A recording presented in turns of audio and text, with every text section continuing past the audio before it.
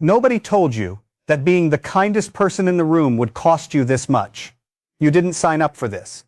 You didn't wake up one day and decide, you know what, I'm going to spend my entire life feeling everyone else's pain, carrying everyone else's weight, solving everyone else's problems, and then at the end of the day, when the house is finally quiet and the phone is finally still, I'm going to lie there in the dark and feel absolutely nothing, because I gave it all away, again.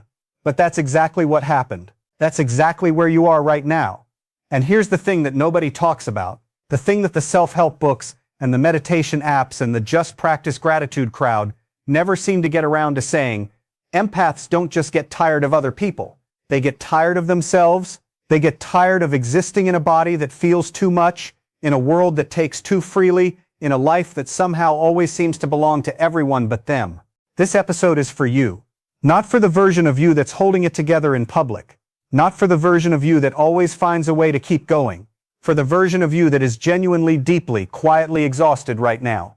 The one who is reading the messages but not responding. The one who is smiling through things that are actually breaking them.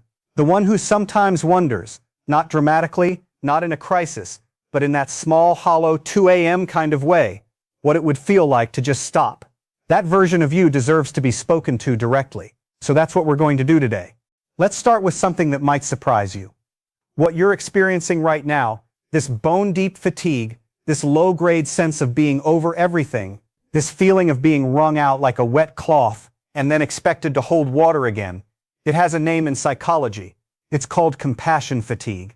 And it was originally studied in nurses, therapists, first responders, people in caregiving professions who were exposed to so much human suffering that their own capacity for empathy began to erode. They became numb. They became irritable. They started to feel detached from the very work that once gave their lives meaning. Sound familiar?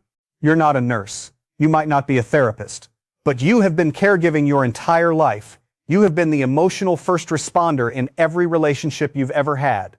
And nobody, not one single person, has ever put you on a schedule or given you protective equipment or made sure you were debriefing properly at the end of a shift. You just went back in, every time. Because that's who you are. And that's where this gets complicated. Because who you are is genuinely beautiful. The way you notice things. The way you can walk into a room and immediately feel the emotional temperature, know who's hurting, know what's unspoken, know where the tension lives. The way you love people, not casually, not conveniently, but completely. The way you remember details. The way you show up. The way you care about things that most people have already moved on from. That's not a flaw, that's a gift, a real one. But here's the hard truth, and I'm going to say it gently because I mean it with love. Your gift has been weaponized. Not always deliberately, not always by bad people, but weaponized nonetheless. People in your life, sometimes consciously and sometimes not, have figured out that you will always pick up what they put down, that you will always bridge the silence, that you will always be the one who apologizes first, who checks in again, who reaches out one more time, who stays when it would be healthier to go, and so they let you. Because why wouldn't they? You're incredible at it. But you learned something early. You learned that love looks like sacrifice. You learned that being needed is the same as being valued. You learned that if you stopped giving, if you took up space, if you said, actually, I'm not okay right now, something terrible would happen.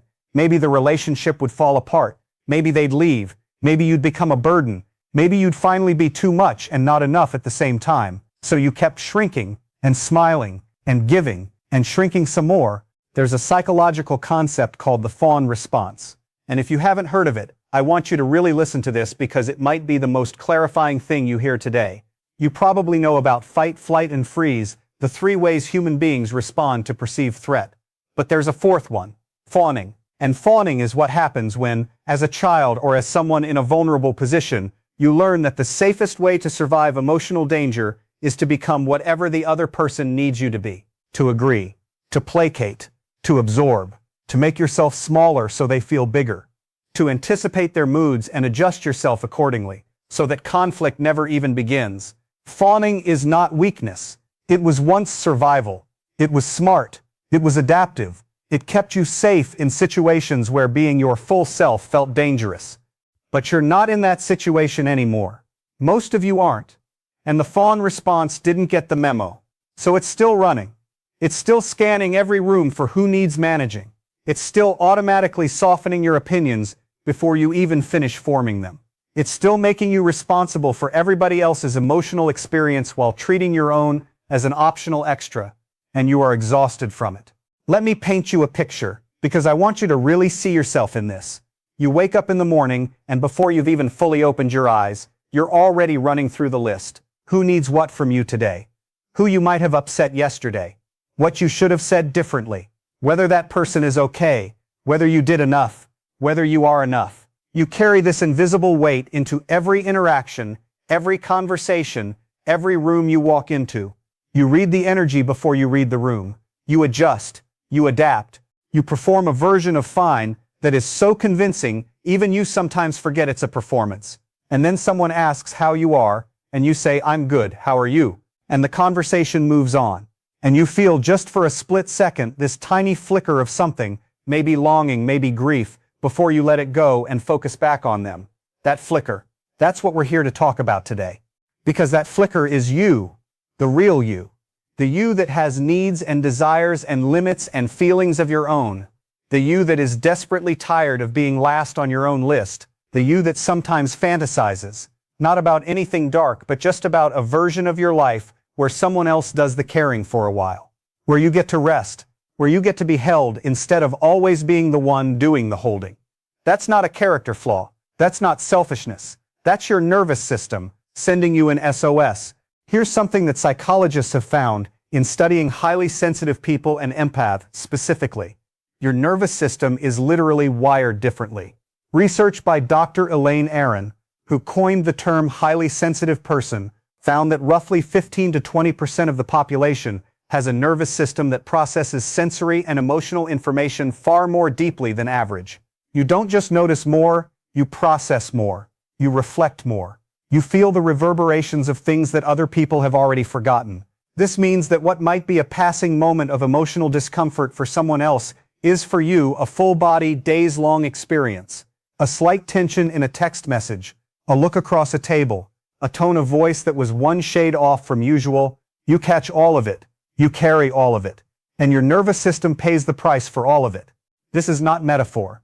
This is neurological. Your brain's mirror neuron system, the part that allows human beings to feel what other people feel, is essentially running at a higher volume than most people's. It's turned all the way up, and nobody ever taught you how to turn it down without turning yourself off entirely.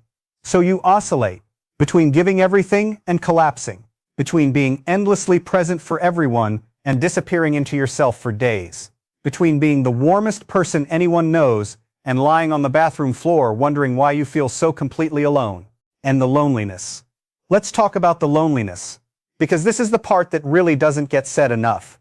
Empaths are often the most deeply lonely people in any room, not because they lack connection. They're usually surrounded by people who love them, or at least who love what they do for them, but because genuine reciprocal connection, the kind where someone actually sees you, asks about you, holds space for your mess, instead of just depositing theirs, that is so rare for you that when it does happen, you almost don't know what to do with it. You've spent so long being the strong one, the wise one, the one who handles things, that people forget you need handling too. They forget you have a breaking point. They forget that behind all that capacity for understanding and all that generosity of spirit, there is a person who is quietly running out of herself. And sometimes, if you're honest, you let them forget. Because showing your soft underbelly feels dangerous. Because needing things feels like a burden. Because somewhere along the way, you got the message, maybe from a parent, maybe from a relationship, maybe just from a lifetime of watching the world reward those who give and discard those who ask, that your worth is directly tied to your usefulness, that you are lovable as long as you are helpful, that you deserve to take up space only if you're filling it with something that serves someone else. That belief is a lie, and it is killing you slowly. I want to say that again, not to be dramatic, not for effect, but because you need to hear it as clearly as it can be said. The belief that your worth is contingent on your usefulness is a lie, and it is doing significant, measurable, psychological damage to you every single day that you carry it. Research in self-determination theory, developed by psychologists Edward Deci and Richard Ryan, tells us that human beings have three core psychological needs: autonomy, which is the sense that you are directing your own life; competence, which is the sense that you're capable and effective; and relatedness, which is genuine, mutual, connected relationship with others. When any of these needs goes chronically unmet, people don't just feel bad, they begin to deteriorate. They become anxious, depressed, numb, disconnected from their own desires, uncertain of who they even are when they're not performing a role. Does that sound like anyone you know? Because what I'm describing, the loss of autonomy to everyone else's needs, the collapse of your sense of self outside of being needed, the relatedness that only ever flows in one direction, that is the psychological portrait of a burned out empath.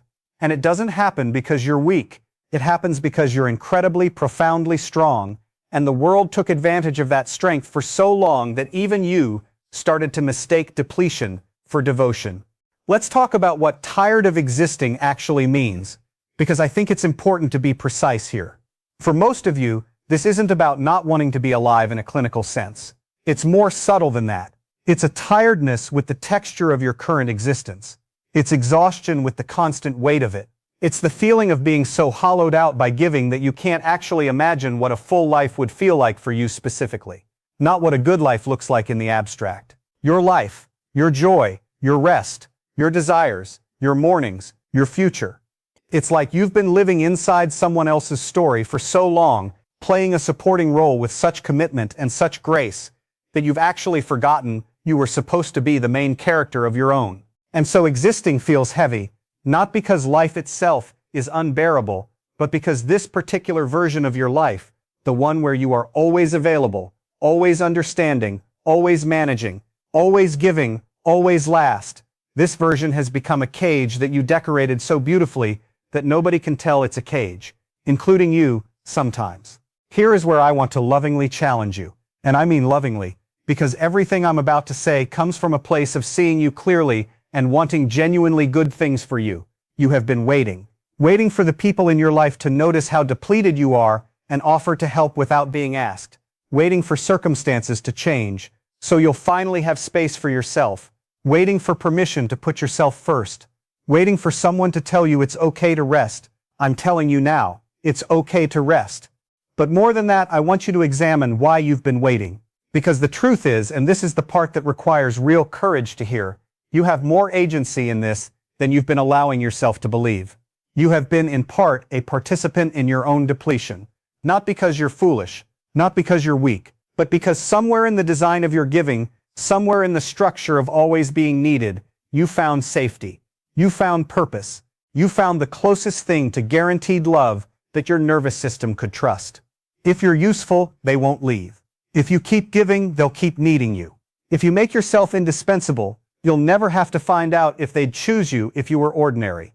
If you were needy, if you were complicated, if you asked for things. That's the fear underneath all the giving.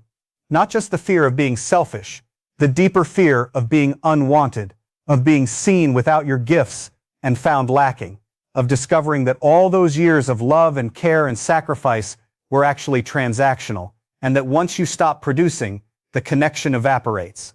I know that's a terrifying thought, but I also know that for some of you, it's a thought that has crossed your mind at 3 a.m. and you immediately felt ashamed of it.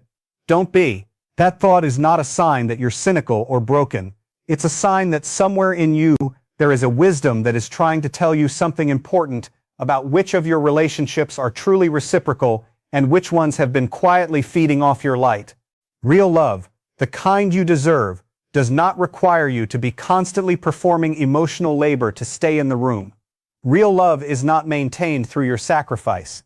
Real love says, I see you're struggling, let me help, without being prompted, without you having to break down in a specific way that makes it obvious enough. Real love is not conditional on your usefulness. And if you look around your life right now, at all the people you've poured yourself into, and you ask honestly, which of these people would still show up if I stopped being so giving, the answer to that question is important.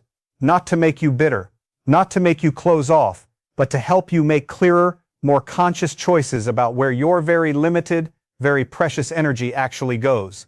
Because your energy is precious. I need you to believe this. The sensitivity you carry, the depth you feel, the quality of care you are capable of giving, These are not infinite resources that replenish automatically. They come from something real and finite inside you. And when that reserve runs dry, when you hit what we in psychology call the floor of your nervous system's capacity, things don't just stop. They start to go wrong. Anxiety becomes constant. Sleep becomes elusive or excessive. Small things feel catastrophic. Numbness sets in. And you find yourself feeling guilty about the numbness, because even your exhaustion you feel you have to apologize for. You don't have to apologize for your exhaustion. You don't have to earn your rest. You are not a machine, and you are not a service. You are a human being with an extraordinary inner life that has been chronically underprotected, and it is not a moral failing to need more than you've been allowing yourself to have. So what does the path forward actually look like? Not in a download my 5-step healing plan way. In a real, honest, grounded way. It starts with the smallest possible act of self-recognition. Not a grand overhaul, not setting fire to all your relationships, just beginning to notice, in real time, when you're giving from fullness versus giving from fear. When you're helping because it genuinely brings you joy versus helping because you're terrified of what happens if you don't. These feel similar from the outside. They feel very different in your body if you start paying attention. It starts with practicing the unfamiliar, uncomfortable act of having a need, out loud, to another person. Not a crisis, not a complete breakdown, because you've normalized having to reach that point before anyone takes you seriously. Just a small, ordinary need. I'm actually not doing great today. I'd love some help with this. Can we make this about me for a little while? Notice who responds. Notice how it feels in your body to ask. Notice the story your brain tells you about what that asking means about your worth. That story, the one that says asking makes you a burden, is the story we are rewriting. Together, over time, one small act of self-honoring at a time. It involves grief. 2. Real grief. Because some of the people you've given the most to are not going to show up for you the way you showed up for them. Some relationships will reveal themselves to be fundamentally asymmetrical when you start holding your own weight instead of doing all the heavy lifting. And that loss is real. It deserves to be mourned, not swept under a rug of spiritual bypassing or forgiveness as performance. Actually mourned with full acknowledgement that you deserved better, that you always did. And it involves, perhaps most importantly, beginning to build a relationship with yourself that does not require you to be anything other than exactly what you are. Not the generous one, not the understanding one, not the strong one. Just you, confused and complex and tired and curious and beautiful and human. You have been so loyal to everyone else. What would it feel like to be loyal to yourself? Not to be selfish, not to become someone who doesn't care, but to care with the same ferocity and the same tenderness that you bring to everyone else. For the person inside this body, for the child who learned to make themselves small and never fully stopped. For the adult who keeps hoping with such heartbreaking persistence that this time it will be different. That this time they'll be truly seen. You are seen, right here, right now, in this moment. I see the exhaustion you're performing through. I see the smile that costs more than anyone knows. I see the version of you that lies awake, cataloging everything you could have done better, while not a single person on earth is losing a moment of sleep over what they could have done better for you. I see the one who sends the "I'm fine" text while not being fine. I see the one who says yes while their whole body is screaming no. I see you, and you are not too much. You have never been too much. You have been exactly the right amount of person in a world that was not big enough to hold you properly. So here is what I want to leave you with today. Not a homework assignment, not a productivity hack for your healing, just this: the tiredness you feel right now, the weight of existing in this particular skin, in this particular life, at this particular moment. It is not a sign that something is wrong with you. It is a sign that something is right with you. Something in you is finally, quietly, insistently refusing to keep going the way things have been going. Something in you is drawing a line in the sand, not loudly, not dramatically, but unmistakably. That something is you, the real you. The one who has been waiting patiently underneath all the giving and all the managing and all the being strong. She's not broken, she's not disappearing. She's waking up, and she is asking, gently but with everything she has, for a different kind of life. Not a perfect life. Not a life without struggle or without love or without occasional sacrifice, but a life where she is also on the receiving end of what she gives. A life where her needs are not an afterthought. A life where she gets to take up space, real space, full space, without apologizing for the size of her. You don't have to figure out how to get there today. You just have to be willing to believe that you deserve to arrive. That is enough. For right now, that is more than enough.